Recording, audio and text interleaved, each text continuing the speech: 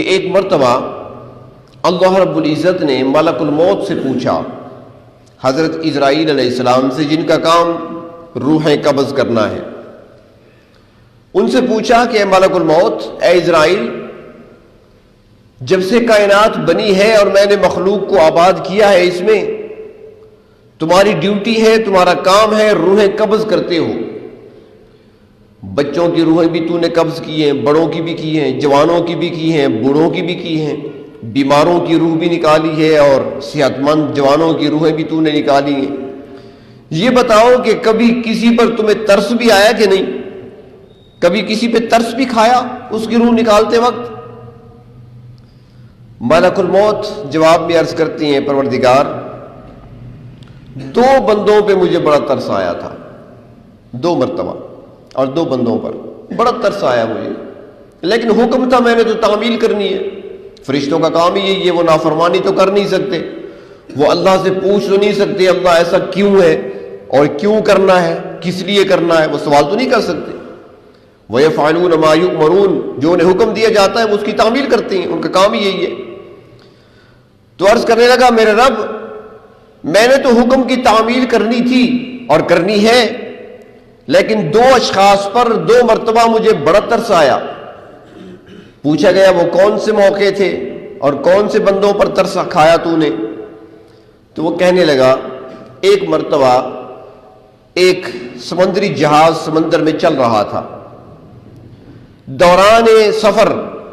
پانیوں کے اندر جہاز تھا کہ طوفان آیا، اور اس طوفان کی وجہ سے وہ جہاز ٹوٹ گیا، کسی چٹان سے ٹکرا گیا، ٹوٹ گیا سمندر میں۔ تو جب جہاز ٹوٹا تو اکثر لوگ ڈوب گئے، کچھ تختوں پر بچ گئے۔ تو ایک تختہ لکڑی کا جو جہاز سے الگ ہوا، ایک عورت اس تختے پہ سوار ہو گئی، اور وہ عورت اس وقت حاملہ تھی، اور وہ کوشش کرنے لگی کسی طریقے سے کسی کنارے پہ لگ جائے میرا تختہ اور میں خشکی کی طرف اتر پڑوں۔ چنانچہ تختہ سمندر کے پانیوں پر تیرتا رہا اور وہ حاملہ اس پر موجود رہی۔ ابھی وہ تختہ کنارے کے قریب نہیں پہنچا تھا کہ اس عورت نے وہاں پر اسی تختے پر بچے کو جنم دیا، بچہ پیدا ہو گیا۔ اللہ جب بچہ پیدا ہوا تو آپ کا حکم آیا کہ ملک الموت جلدی جاؤ، بچے کی ماں کی روح قبض کر لو۔ تو عرض کرنے لگا، میرے اللہ، جب میں اس بچے کی ماں کی روح قبض کر رہا تھا تو سوچ رہا تھا، مجھے بڑا ترس آیا اس وقت کہ اس بچے کا کیا بنے گا۔ اس سمندر میں پانیوں پر تیرتے ہوئے تختے پر ابھی اس کی ولادت ہوئی ہے، نہ اس کے پاس باپ ہے، نہ اس کے پاس کوئی بہن بھائی ہے، نہ اس کے پاس کوئی دوسرا فرد ہے، بالکل تنہا اکیلا، نہ کہ اس کو پلانے والا، نہ کہ اس کو نہلانے والا، نہ کہ اس کو دودھ دینے والا، کوئی بھی نہیں، ایک ہی ماں اس کا سہارا تھی، وہ بھی حکم آ گیا کہ روح نکال لے اس کی، اس کا کیا بنے گا۔ تو ایک اس وقت مجھے ترس آیا تھا، اور دوسرا ترس مجھے ایک بادشاہ پہ آیا کہ جس بادشاہ نے جنت تیار کرنے کا حکم دیا، اور اس نے اپنا پورا سرمایہ،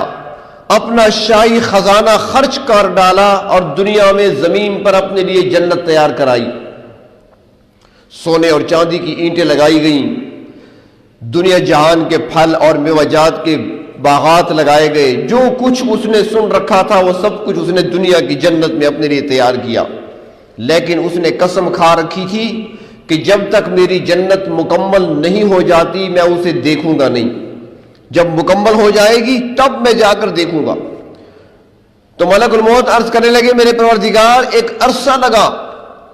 کافی عرصہ لگا اس کو تیار ہونے میں،